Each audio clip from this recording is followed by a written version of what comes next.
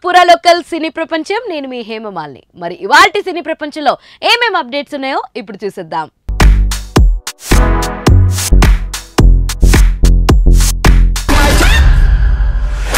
నాకు love story ఉంది. చీదినమ్మ దరిద్రం మళ్ళీ మొదలైంది.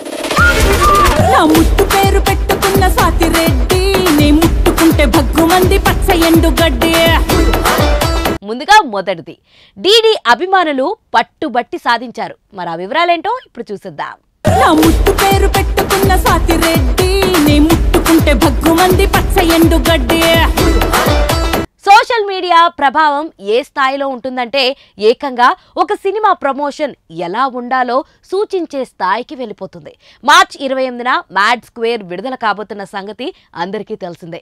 నిన్నటి దాకా పబ్లిసిటీ పోస్టర్ మధ్యలో నితిన్ నార్నీని పెట్టి మిగిలిన ఇద్దరు సంగీత్ శోభన్, రామ్ నితిన్ కూడా ఎడమా కుడిమా వచ్చేలాగా డిజైన్ చేశారు. అయితే నితిన్ నార్నే జూనియర్ ఎన్టీఆర్ బావమర్ది కాబట్టి ఆ ప్రాధాన్యం కనిపించేలా ఫస్ట్ పార్ట్ సక్సెస్ లో కీలక పాత్ర పోషించాడు డీడీ అలియాస్ సంగీత్ శోభన్ ని సైడ్ చేశారని ట్విట్టర్ యువత నిరసన ప్రకటించింది. అక్కడితో ఆగకుండా ఎడిటింగ్ చేసి మరీ అతడిని మధ్యలోకి తెచ్చింది. ఇది సితారా టీమ్ కు చేరిపోయింది. ఇవాళ రిలీజ్ చేసిన పోస్టర్ సంగీత్ శోభన్ మధ్యలోకి వచ్చాడు. దీన్ని బట్టి డీడీ ఫాలోయింగ్ యువతలో ఏ రేంజ్ లో ఉందో అర్థం చేసుకోవచ్చు. తనదైన టైమింగ్ కామెడీని మ్యాడ్ లో అద్భుతంగా పోషించిన డీడీ మిగిలిన వాళ్లను డామినేట్ చేసిన మాట వాస్తవం. నితిన్ నార్నే ప్రాధాన్యం ఉండొచ్చు, కానీ తెర మీద ఎక్కువ శాతం నవ్వులు పూయించింది మాత్రం సంగీత్ శోభనే.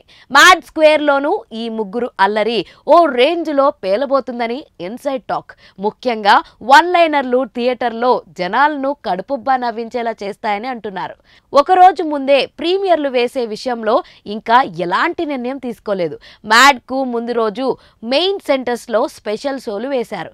అయితే మార్చ్ 27 L2 ఎంపోరెన్, వీరాదిరా సూరా పార్ట్ 2లు ఉన్నాయి.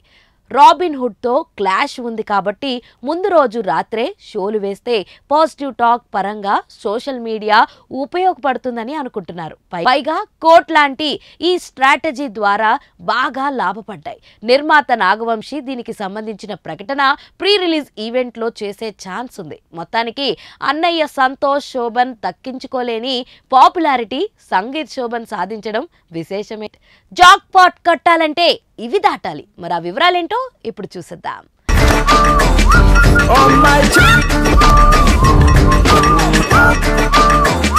టిల్లు సిరీస్ తర్వాత సిద్ధు జొన్నలగడ్డ చేస్తున్న జాక్ ఏప్రిల్ 10న విడుదల కానుంది. నిన్న సాంగ్ లాంచ్ సందర్భంగా టీం మొత్తం మీడియా ముందు హాజరైంది. బొమ్మరిల్లు భాస్కర్ దర్శకత్వం వహిస్తున్న ఈ యాక్షన్ కామెడీ ఎంటర్టైనర్ మీద టిల్లు లాగా బీభత్సమైన హైప్ లేదు. క్రమంగా దాన్ని పెంచే పనిలో ఉన్నారు. బేబీ ఫేమ్ వైష్ణవి చైతన్య ఇందులో డ్యూయల్ రోల్ చేస్తుండగా ఇప్పటిదాకా వచ్చిన పాటలు మెల్లగా ఆడియన్స్ కు ఎక్కేస్తున్నాయి. మొదట వదిలిన పబ్లో నేరుడాకి అచ్చు రాజామణి కాంపోజిషన్ చేయగా తాజాగా విడుదల చేసిన కిస్ పాటను సురేష్ బొబ్బిలి స్వరపరిచారు. ఇలా వేరు వేరు మ్యూజిక్ డైరెక్టర్లను ఎంచుకోవడం వెనుక దర్శకుడు భాస్కర్ స్ట్రాటజీ ఏమైనా వీలైనంత వైరల్ అయిపోయి బజ్ పెరగడంలో ఇవి కీలక పాత్ర పోషించాయి. బ్యాక్గ్రౌండ్ స్కోర్ శామ్ సిఎస్ కి ఇస్తారనే టాక్ ఉన్న నేపథ్యంలో జాక్ ముందు పెను సవాళ్లున్నాయి. మొదటిది, టిల్లు బ్రాండ్ నుంచి బయటికి వచ్చి సోలోగా తన స్టామినాని ఇంకో కోణంలో ఆవిష్కరించాల్సిన బాధ్యత సిద్ధు మీద ఉంది. పైగా రచనలో కొన్ని సలహాలు సూచనలు చేస్తున్నట్లు పబ్లిక్ గానే ఒప్పుకున్నాడు. పవన్ కళ్యాణ్ స్టైల్ ని స్ఫూర్తిగా తీసుకుని టిల్లుని డిజైన్ చేసుకున్నానని చెబుతున్న సిద్ధుకు యూత్ ఫాలోయింగే ఓపెనింగ్స్ తీసుకురావాలి. ఇదిలా ఉండగా అదే రోజు అజిత్ గుడ్ బ్యాడ్ అగ్లీ భారీ ఎత్తున రిలీజ్ కు రెడీ కావడం జాక్ ని కొంత ప్రభావితం చేసే ఛాన్స్ లేకపోలేదు. మైత్రి మూవీ మేకర్స్ కాబట్టి డబ్బింగ్ వర్షన్ అయినా సరే పబ్లిసిటీకు పెద్ద ఎత్తున చేస్తారు. ఇదే బ్యానర్ సన్నీ డియోల్ జాత్ కూడా అదే రోజు విడుదల కానుంది. వీటిని తట్టుకుని సిద్ధు జాక్ రూపంలో జాక్ పాట్ కొట్టాలంటే సినిమా అదిరిపోవాలి. తర్వాత క్యూలో ఉన్న తెలుసు కదా, కోహినూర్ లాంటి వాటికి బిజినెస్ రేంజ్ పెరగాలంటే జాక్ బ్లాక్ బస్టర్ సాధించాలి. అదే జరిగితే మార్కెట్ రేంజ్ పెరుగుతుంది. సిద్ధు మాత్రం సక్సెస్ పట్ల చాలా కాన్ఫిడెంట్ గా కనిపిస్తున్నాడు. నాకు లవ్ స్టోరీ ఉంది. చీదినమ్మ దరిద్రం మళ్ళీ మొదలైంది. మన సినీ ప్రపంచంలో next update, Charan Lokesh Kanagaraj project పై క్రేజీ బజ్. మరి ఆ వివరాలేంటో ఇప్పుడు చూసేద్దాం.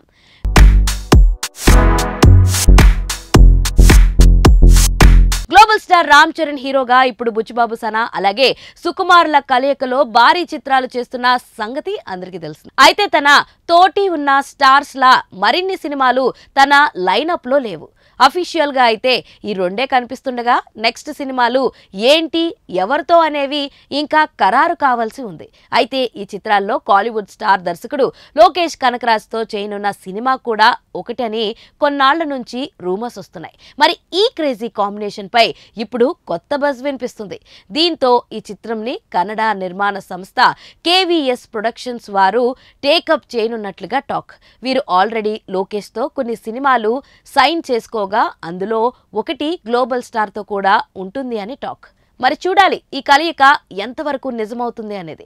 మరి ఒకవేళ నిజమైతే మాత్రం మరో లెవెల్లో ఇది ఉండవచ్చు.